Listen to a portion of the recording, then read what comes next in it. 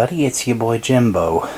So I am so sorry that this video is late. Just past couple days haven't been very good and they've been very busy. But I'm here now and we're going to go ahead and do the 1 or 2 month weigh-in of this little 25cc chainsaw. As you heard in the previous clip, it runs pretty good. Definitely sounds a lot different than it did when I first got it. That's partially due to the fact that I've done some slight tweaking on the carburetor, mainly with the adjustments.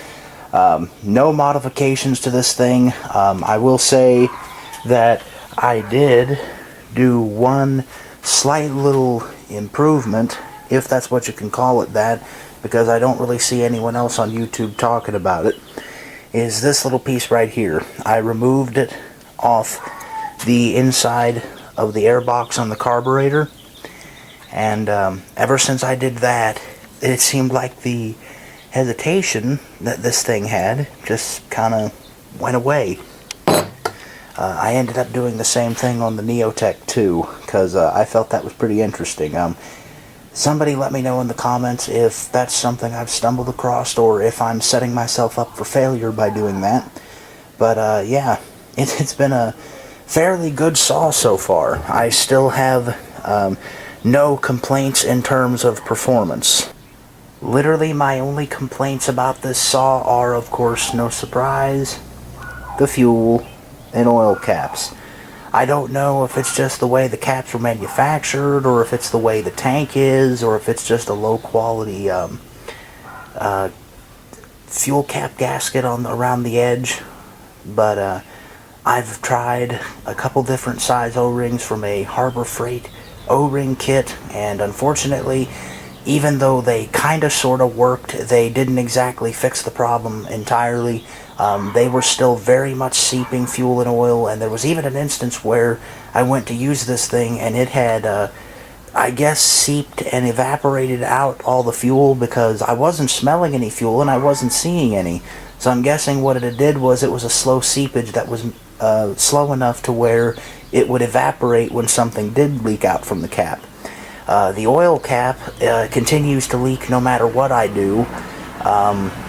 I've tried a different size O-ring from that same Harbor Freight O-ring set, and it kind of sort of slowed it down, but didn't stop it like I was hoping for it to. So I'm going to try a couple other tricks. I'm going to start with putting on some new fuel and oil caps, see if maybe that does it, and if something happens that doesn't work, I'm going to go ahead and try a new sealing set for these caps. And if that doesn't work, then I guess I'm just going to have to start storing this thing without fuel or oil. But yeah, that's things like that are fairly common with these little China saws. It is not the slightest bit surprising that I encounter this issue. The other thing that you're definitely going to want to be aware of is the air filter. On this particular one, it does have a little foam insert, but you're still going to want to put some grease around the edges inside here in the air filter.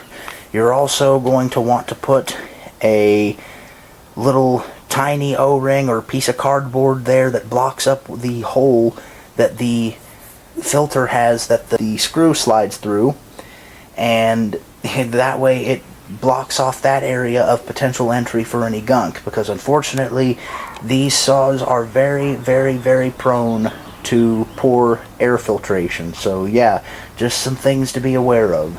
Other than those two things, folks, I literally have no complaints about this saw. Nothing on this thing is broken. It's pretty easy to figure out. The only other thing that I can think of the top of my head is that maybe it is definitely a little annoying to put that chain on, mainly because it's such a small, compact saw. But once you get it figured out, it's still annoying, but fairly easy to deal with. Yeah, I'd say that's pretty much it for this one, guys. I'm so sorry that this one was late. Like I said, life was busy. But don't worry, guys. I'll make it up to you in the next one. See you real, real soon.